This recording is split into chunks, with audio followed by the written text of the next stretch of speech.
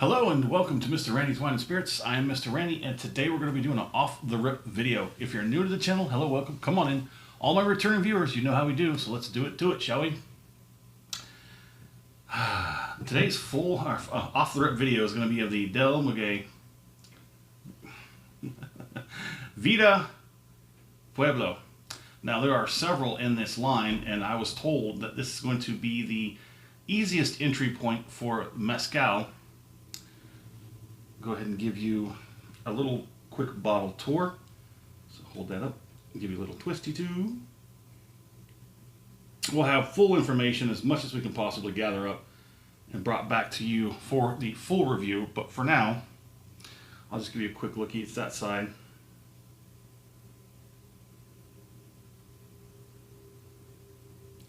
All right, let's go ahead and get this cracked, shall we? Now, if you are a returning viewer, you may have seen my first Mezcal video, Cork Pop. Nice. Look at that. That's quite interesting. This first, like, black one I've seen. De Negro. Go ahead and have our first pour here.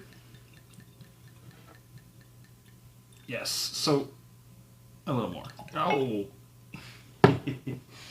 So Mr. Randy does 3 parts reviews. 3, 2, 1. Episode 1, off the rip, get it home, crack it open, have my first pour, share my first impression with you because that's what we do. Part 2, full review time. Halfway down this bottle, we'll stop, we'll put that nice black cork back on it, put it back on the shelf, let it sit for a week and a half, 2 weeks. Again, scheduling and destiny shall decide ultimately. I bring what I can back from the interwebs. We talk about it, I score it, continue to drink it because part 3, final pour, thusly named, at the very bottom, we'll have that final pour and compare it to today's first pour, off the rip, and everything in between. So let's get under the nose. Okay, so that's a lot easier than that Montelobos. If you returning viewer, you might have seen that Montelobos off the rip. I've only had 2 pours. That thing is probably going to sit on the shelf for a while so I can figure out something better for it to do. Much akin to my bottled scotch review from about a year ago, the Kilhoman STR. I can't do French oak. I can't. That was the worst part about that. Everything else was pretty good. It was my first heavily peated smoky scotch, and there was just too much going on in that glass that I just couldn't get around. And that same thing goes with that Montelobos Mezcal Espadín. I have no idea about Mezcal. I'm just starting to get into it. I know there are differences. There are more varieties of Mezcal and varietals. Sorry. Let's get this on the nose. Yeah, so I'm still getting some like green olive, like some dusty, dry, almost like a vodka martini, extra dry, with like plenty of black olives in there. That's what I'm getting on the nose. It's not as strong, as pungent as that Montelobos, but I was assured that this was probably the best entry point for Mezcal. So let's go ahead and get this acclimation pour out of the way.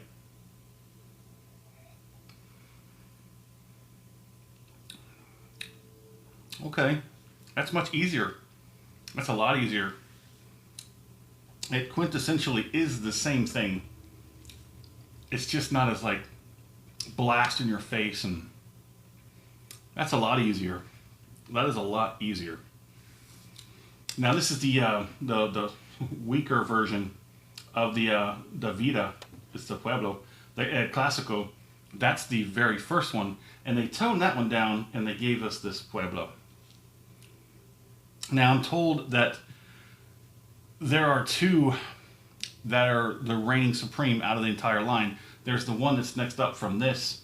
It's the El Muerto, the death, or the dead El Muerto, and the Chichicaba. They said, but that was like $90 on the shelf about everywhere I look at it. This is actually pretty easy. So let's get one more on there and then we'll move on and talk about it.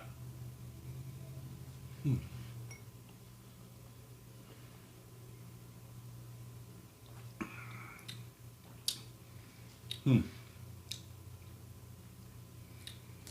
I guess we'll do our video recommendation out of my subscriptions. Today we're going to talk about First Fill whiskey. He does mostly Scotch, and he's got like a little group of guys that they knock around back and forth and compare and do whatnot. But I've been watching his channel for probably almost a year now, and he's got some pretty good takes and opinions, and gives out some pretty good information on the bottles and distilleries and whatnot. And his comparisons are pretty spot on. So thank you, First Fill Whiskey, for your channel and your videos and your contribution to the world of libations. I can get one more off of this before we talk about that palading. That is so much better. That is so much easier. Viscosity is a little messy, but it's got some nice tight thin legs. Transfers decent to the mouth. It's not as as that Montelobo. So this is 40% alcohol by volume. I cannot remember off the top of my head how much that Montelobo was, but good Lord, I can understand that Montelobo, if I could get to a better appreciation in the same mannerism I did with Scotch. Once I get to a better appreciation stage, I know I'm going to appreciate that Montelobo better. Montelobos. But, good Christ. Ooh, this is so easy compared to that Montelobos. I can taste the quality in the Montelobos. Don't get me wrong on that. I can taste it. It's just like that Scotch. It's like, ooh, ooh, no, I ain't ready for that. I'm not ready for that. I'm ready for this. I'm going to start maybe doing some cocktails. How would that sound? Before we do this finish, go ahead and hit that thumbs up button if you like the video. If you haven't subscribed to the channel yet, go ahead and do that while you're there. That way the videos come right to you as soon as I release them. Let's go ahead and do this finish. Hold on. Yeah.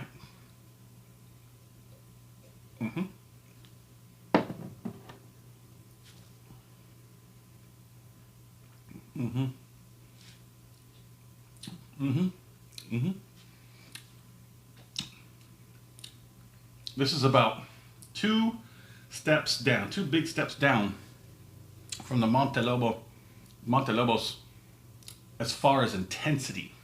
It has very similar characters for the flavor. I'm getting a lot of cheek action. There's this sort of oiliness that likes to stick around that helps carry a little more flavor a little way longer. It tastes like I just ate a handful of green olives, the stuffed green olives. And I do eat those. I use this as a snack, so I don't really eat dinner. I usually just have a snack. I might have a handful of those and maybe some peanuts or something, not regular peanuts like cashews or almonds. But that's what it tastes like, kind of. It tastes like eating green olives. Now we've got some heat finally starting to build up in the background. It took a little while, but it finally showed up. Lots of cheek action here. It kind of went bland across the tongue, but I do get some action on the roof of the mouth, which doesn't happen every few bottles or so. It's trying to creep up into the gums, and it's doing okay. A little bit on the lips, just a little kiss. Mwah. That's not bad. That's not bad at all. Yeah, I know I'm doing a mezcal while doing the Scotch guy, doing a Scotch channel. But if I look for, he's going to be at the top, isn't he? He is. I just started watching his channel, following his channel so that we could, this guy. This guy has a lot of good mezcal cocktails and whatnot.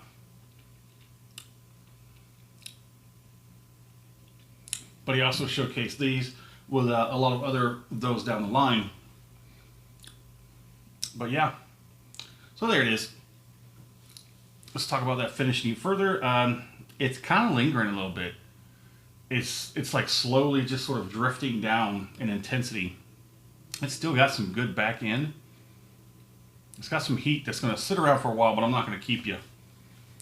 I'm so glad I decided not to let that Montelobos deter me like that Glenmorangie 10 did me. Okay, I had that Glenmorangie 10 and it set me back so badly for the month.